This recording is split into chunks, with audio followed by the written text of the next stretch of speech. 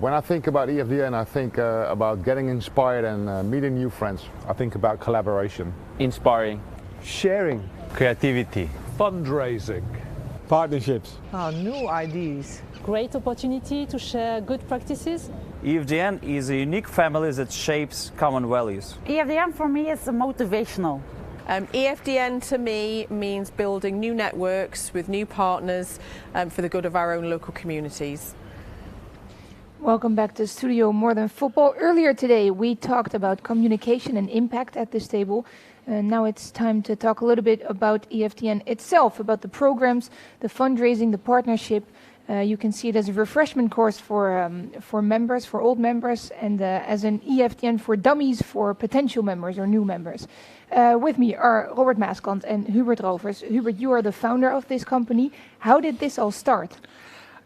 Well, it started when I worked here at NAC Breda as a project manager for community outreach programs at a time that CSR in football in the Netherlands was non-existing. So what I thought is I contact a couple of clubs in the UK that I've seen of Match of the Day, and I tell them or ask them, I'm from a club that never going to play against you in what kind of European league whatsoever, but we would like to do similar things, and can I come over and learn? And that's when I experienced that, and I went to the UK and I went to Norwegian clubs, that in CSR and football everyone is really willing to share. So that was basically the start for the EFDN ID, because we created an informal network of just a couple of clubs who shared some experiences, tried to obtain European funding, what failed at the time. But that was basically when we realized, okay, this is an area where football clubs can share their knowledge and learn from each other. And where did that interest come from with you personally? Because you must have thought this is something we're missing over here. Well, what I experienced also in that time, personally I got a personal drive to do this. I'm a fanatic supporter of a club that will never win the league, and that the football is not too great as well.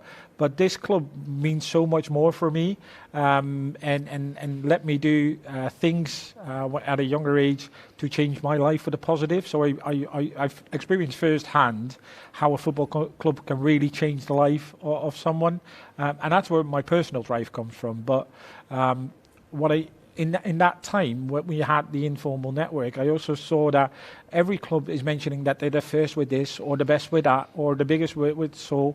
But we all worked at that time in isolation, and we were spending a lot of time, resources on inventing the same things all over again that a club in England or a Norwegian club or a Swedish club already invented.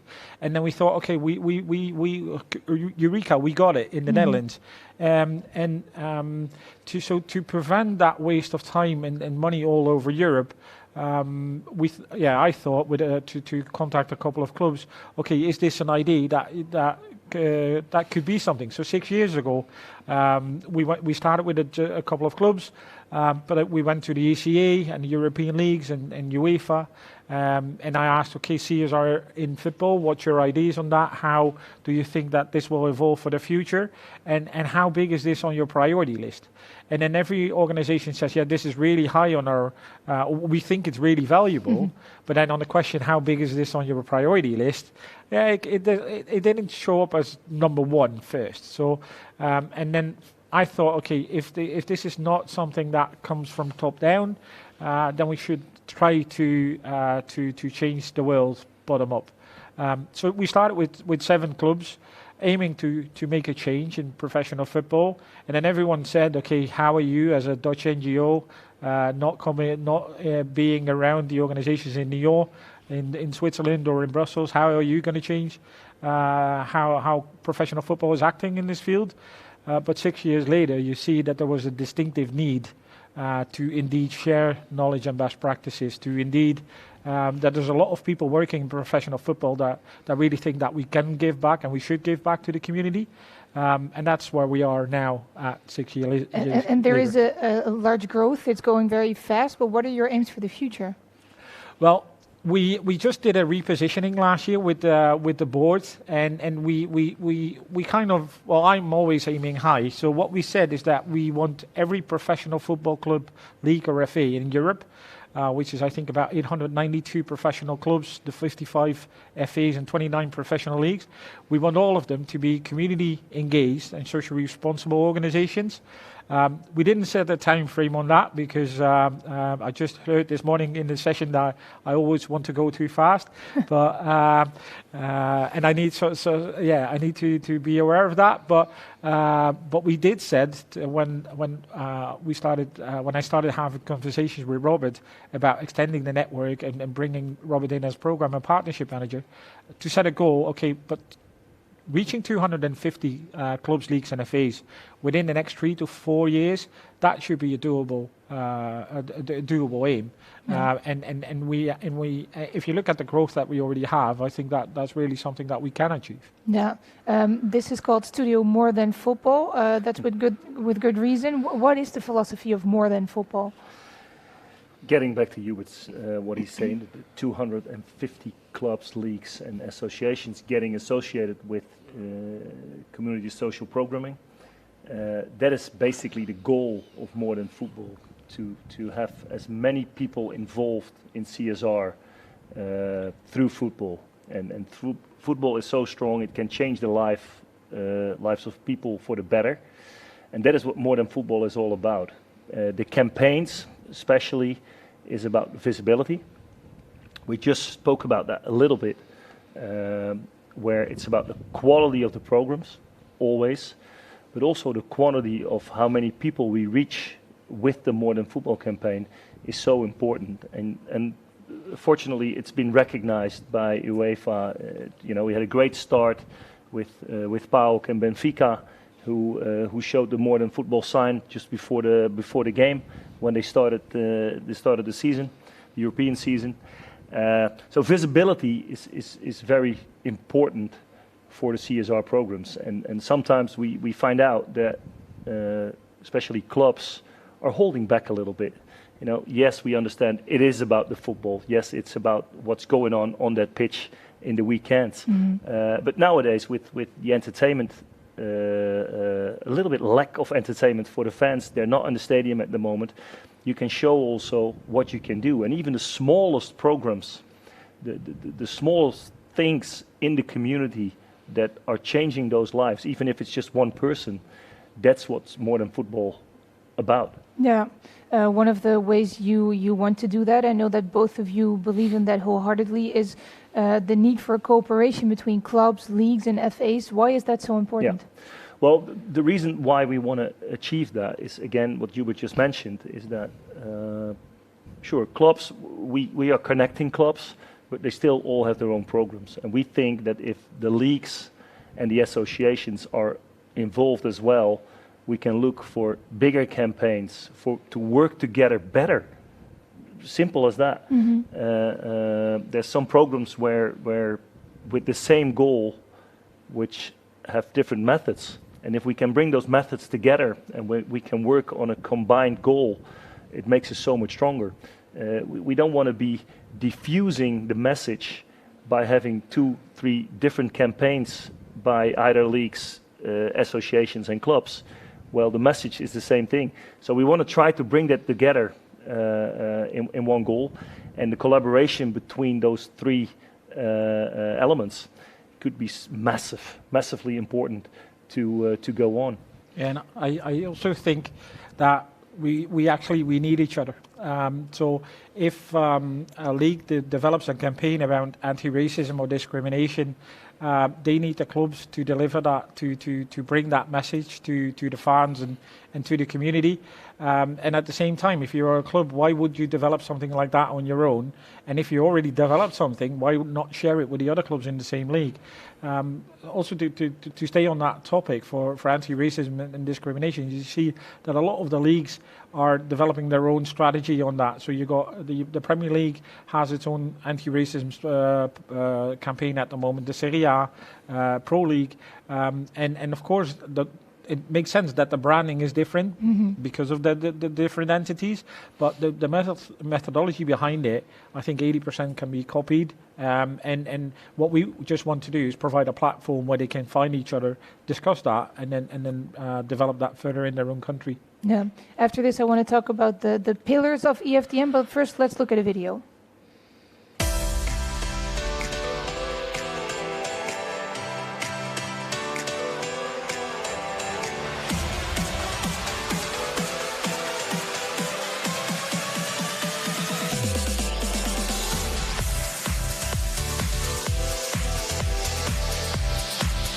I think football has this unique ability to inspire, engage and help people in a way that others just find difficult. And what's fantastic about the EFDN, and in particular this conference, is that clubs from across Europe, big and small, are coming together to share best practice as to how we can help those in our local communities.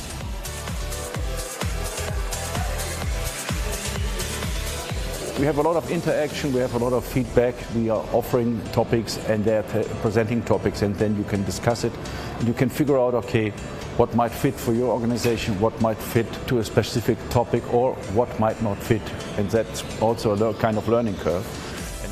I think it's very exciting to be here, and I think it's very heartening that there is so much interest in the Sustainable Development Goals. UNDP, the UN Development Programme, has just recently become involved with EFDN.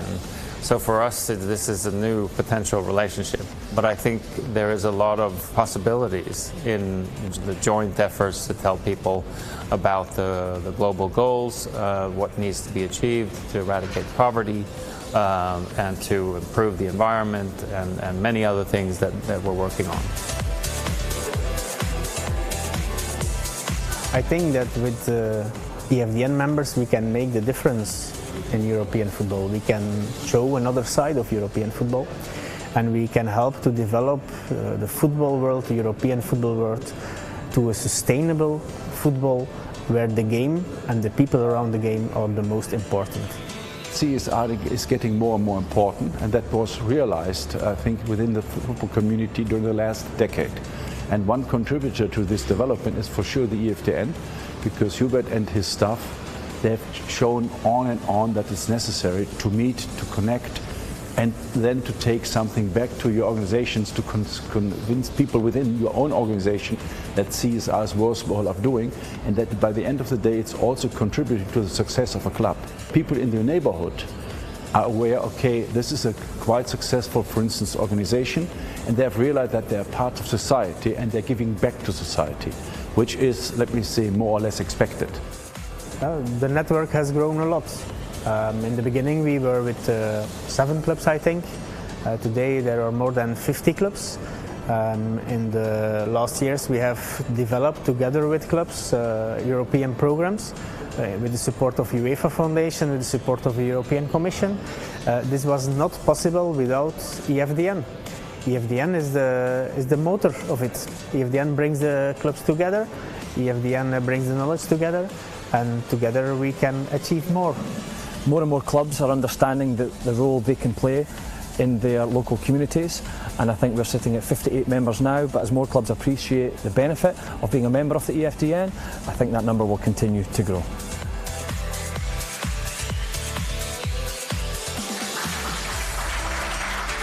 This conference brings together clubs that are committed to making a change, and it's so much more than football.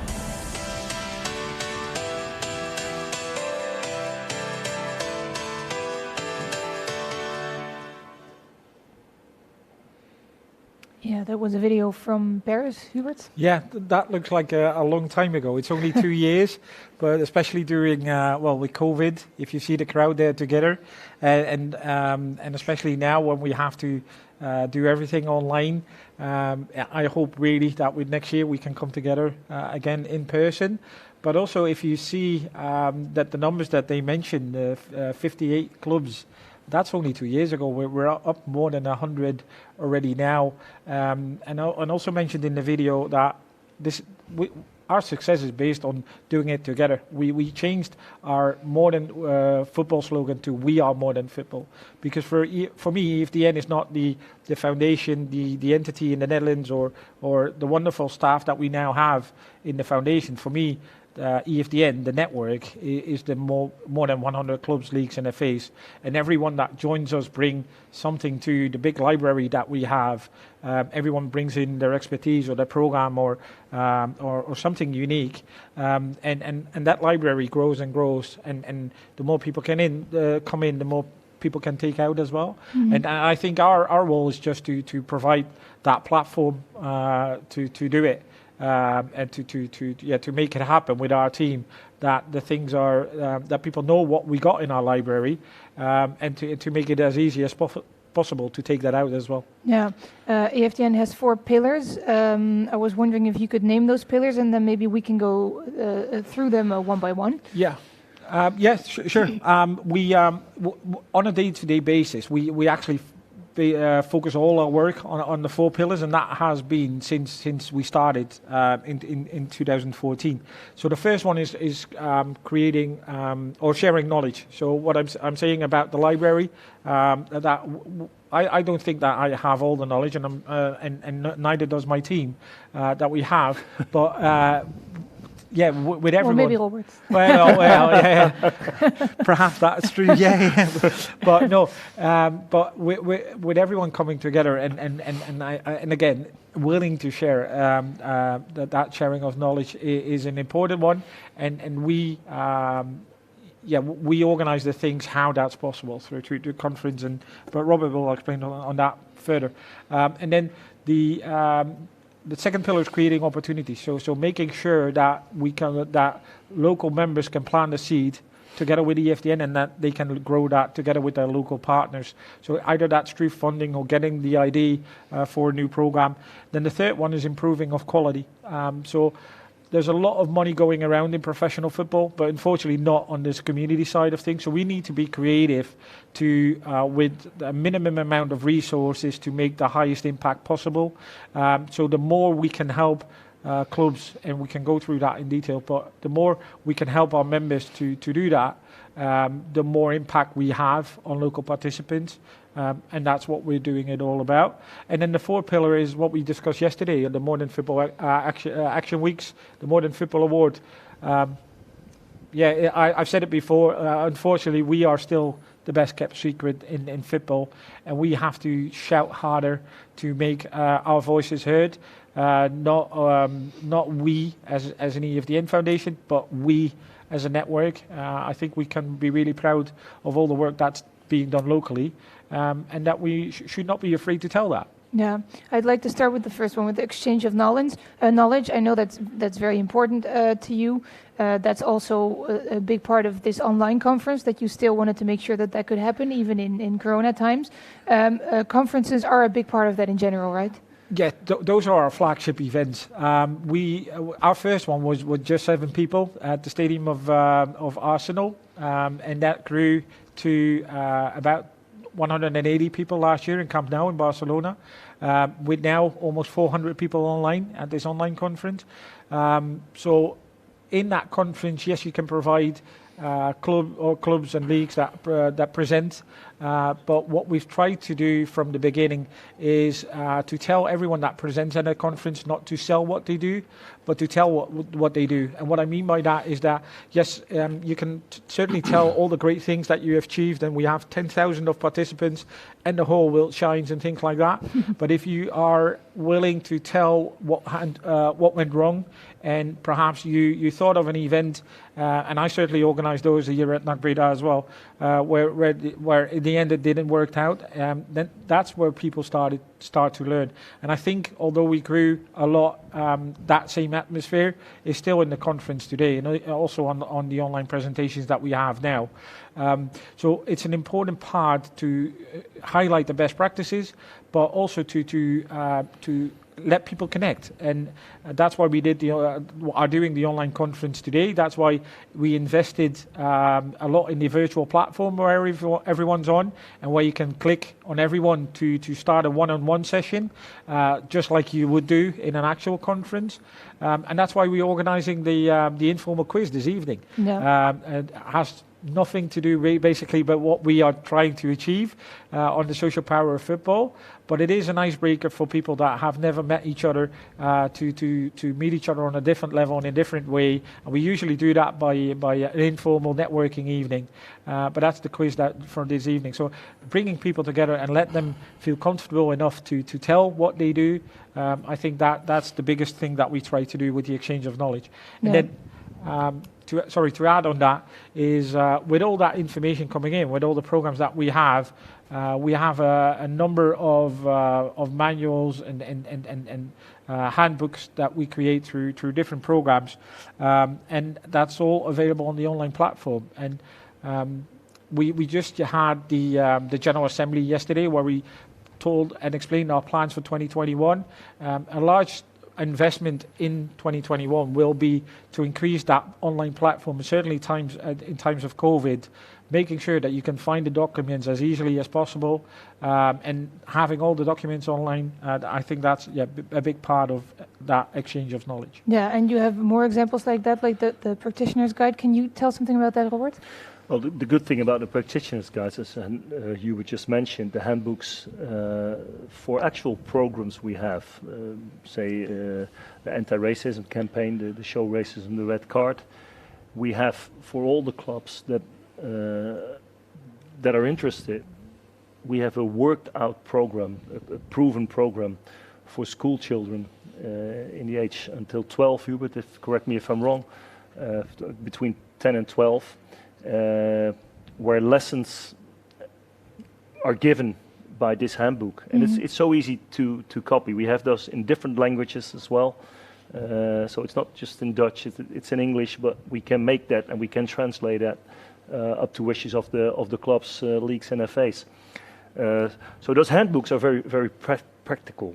The guides, scoring for health, for example, there are whole menus in how to work that out, and it actually gives the people and the teachers who are working with those children an easy guide to what they have to do and what they can do. And again, they're proven practices, so it's a very strong asset to those campaigns we are running. Yeah. The second pillar is creating opportunities. One of the examples in this is the 1% Fair Share initiative. Can you tell something about that? Yeah, of course.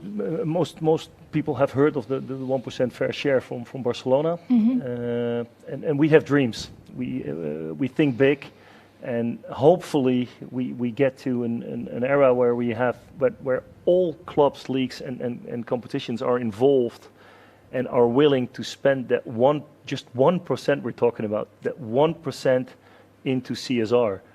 And if we can do that, and if we can build a community that believes that this is so important, that just that 1% of all the money that is going around in football, and I'm talking about clubs, but let me involve agents as well. You know, there's so many deals to be done in the transfer market.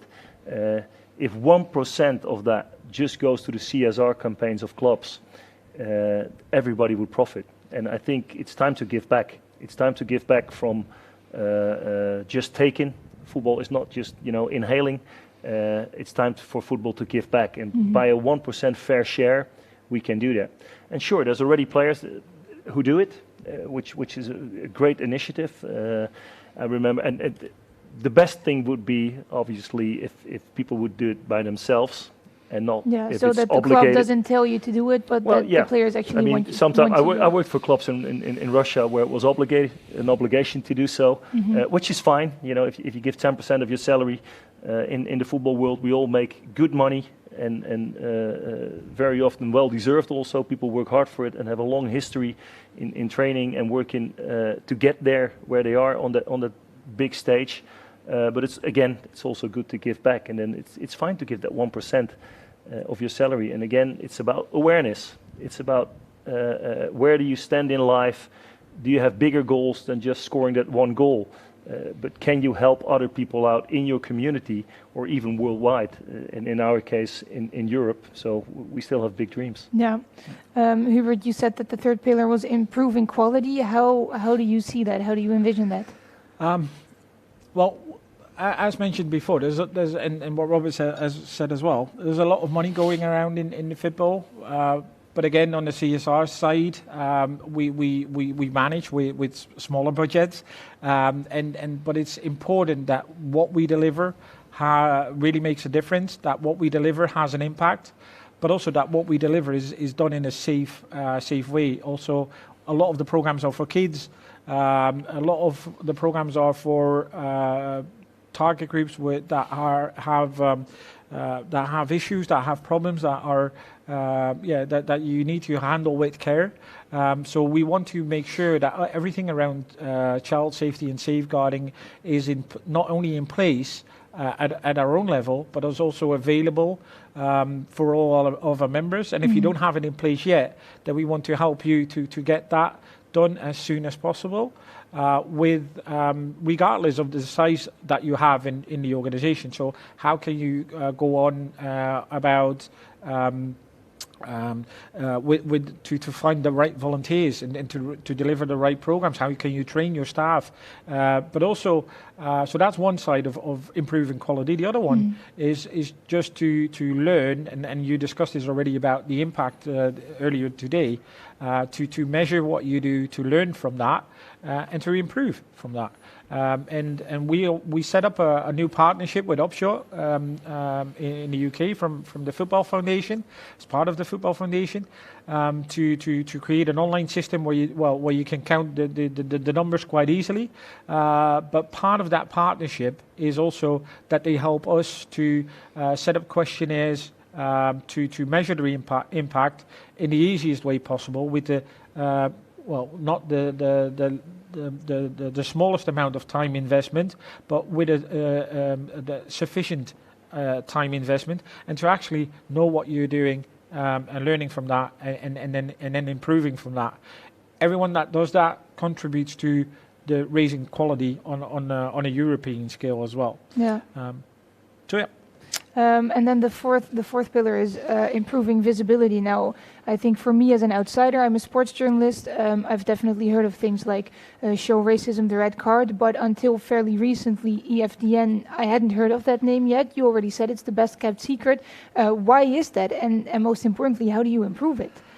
Well, I think for one, because we started as a bottom-up initiative, we really started from CSR staff from clubs that came together.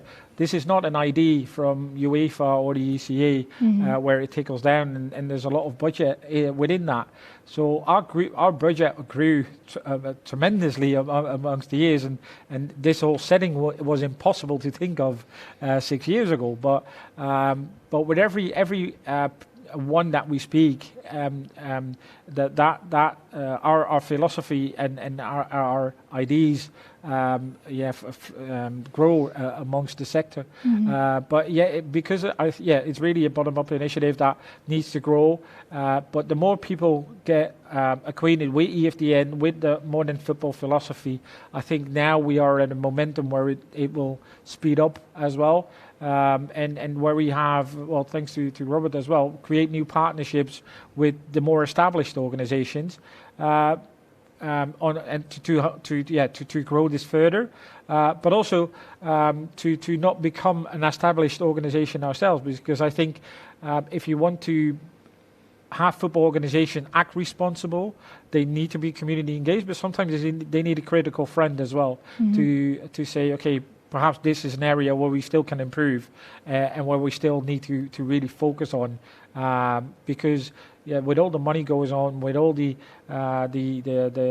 different the different angles from all the commercial sides of the game, I think we sometimes you need a critical friend, and I hope that we always will be that critical friend. And again, to your question, if I might add, the visibility of EFDN is not our goal.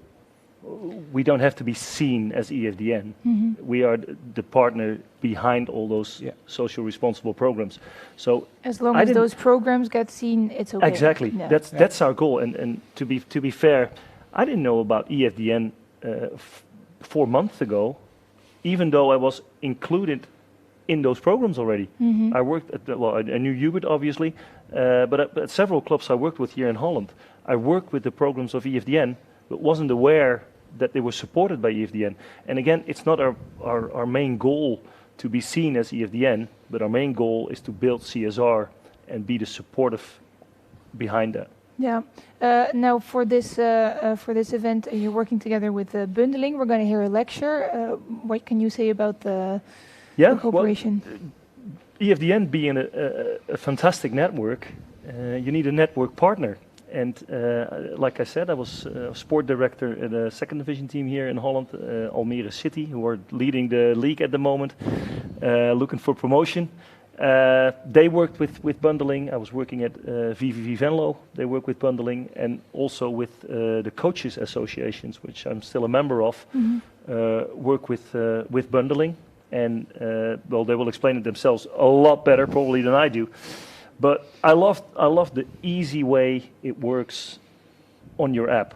You have your network on your phone on a daily basis with messaging, with well, you can look up your colleagues, telephone numbers are there, and I think it would be a perfect way for us as EFDN to build something extra, and that's why we invited to have a talk with bundling, and we work together now. Yeah, well, I think it's time to hear from bundling themselves, so let's give the word to Björn Poels. All right, thank you. Well, my name is Björn Poels. I'm Chief Commercial Officer for Bundling, and what Robert said, we're working together with a lot of professional football clubs, and basically what we're doing is we're building a communication platform, we're sharing knowledge and interaction, so communication made it on a quite easy way. So I'm going to show you around the EFDN platform, which we've launched, I think, 35 minutes ago. So maybe good to tell you up front is that most of the members already received an email with the invitation. If you do not have received that information or that email, please get in touch with somebody of the organization and we will invite you for the platform as well. Well, the people who have received the email received this email, so there's a sort of a welcome message to this platform. If you have an Android device, you can press on Google Play. If you have an Apple device, you can press on the Apple logo. If you don't want to use it in the app, you can also use the web version, which gives you all functionalities on a web base as well. Well, I've got an Apple device, so I just press on the App Store button, and it will guide you through the application. What is the application about? Like I just told you, sharing information, connect people, so that's also our slogan is connect smarter. So what we try to do is give all the members of the platform with all the information you need to know about the EFDN, but also all the actions you want to do within the platform, you can do it with this application. So every member got his own profile. So here you see my profile, and you can add as much information about yourself as you would like to. So in this case, you see the company where I work for, you see my mail address, you see the telephone number, you see the WhatsApp connection, but you also see my date of birth. And if you want to add extra information like socials or whatever, you can just add it, save it, and of course it's saved immediately. When you go to the application, you will see all the members showing up. So I see a lot of clubs, also a lot of partners we're already cooperating with, of course, so I'm lucky to see them here as well in this platform.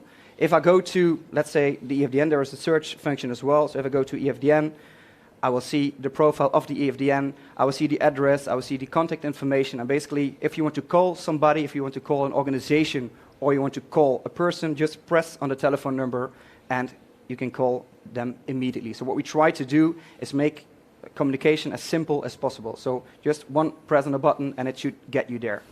At this functionality, you will also see the members, so the persons within the club as a member. So in this case, I see Hubert as a person in there, and I've already sent Hubert a connection invite. So what you can do is connect with other members within this platform, and it will give you more information about your connection. So for example, if Hubert is attending an event, let's hope we can attend events on a physical way as soon as possible as well. So if Hubert is attending an event, I will automatically receive a notification that Hubert is attending an event. So what we try is to also rise the people who show up on events on a digital way, but also on a physical way, of course. Also, when it's the 17th May of 1977, I will, or of 2001 in this case, of 2021, I will receive a message with the message that Hubert is having a birthday, so I can send him a message as well. So it tries to give you as much information as possible. Also, it will give you the possibility to invite a LinkedIn profile as well, and with one press on the button, you'll be back in the application. We've got a lot of connections built in as well. If you are a connection, so in this case, Hubert is a connection, I can also introduce Hubert to other connections. So in this case, if I want to introduce Hubert to a connection, and of course you need to have connections as well, but let's say Robert is a connection as well, I can introduce them to each other and say, well, I spoke with Robert, maybe it's good that you connect about certain programs or whatever. You can just do it by just press the button as well. Well, you've seen all the clubs in here with the search functionality. Of course, you also got the profiles of all persons in this platform as well. Just press on it and you can connect, send messages as well. So also I can now send a message to Alex if I would like. I can just send him just a threaded chat, so you can send documents, text, pictures, videos, etc. It will work basically like your WhatsApp functionality, and you can of course also send emails when you have the email address in it as well. Then you have of course the news functionality, so if there will be important news about the EFDN, they will share it due to this platform. You will get a push notification, and of course you will see all the information, and you're able to like certain news items. You can comment on it. You can also share these on your other socials or other programs, just like you want to. So basically, we try to make it as simple as possible as well. Then activities. Well, in this case, you see the activity of this week. Normally, when you have physical activities, you can just attend to these events by filling the form that you will be there, maybe some diet wishes or whatever. It just will give you the opportunity to just invite and also attend on events. You also see a guest list normally when you go to physical events. So, for example, if I see that Robert is going, I can just text him, hey, I see you going, maybe we can drive together or whatever. That's something you can discuss within the platform.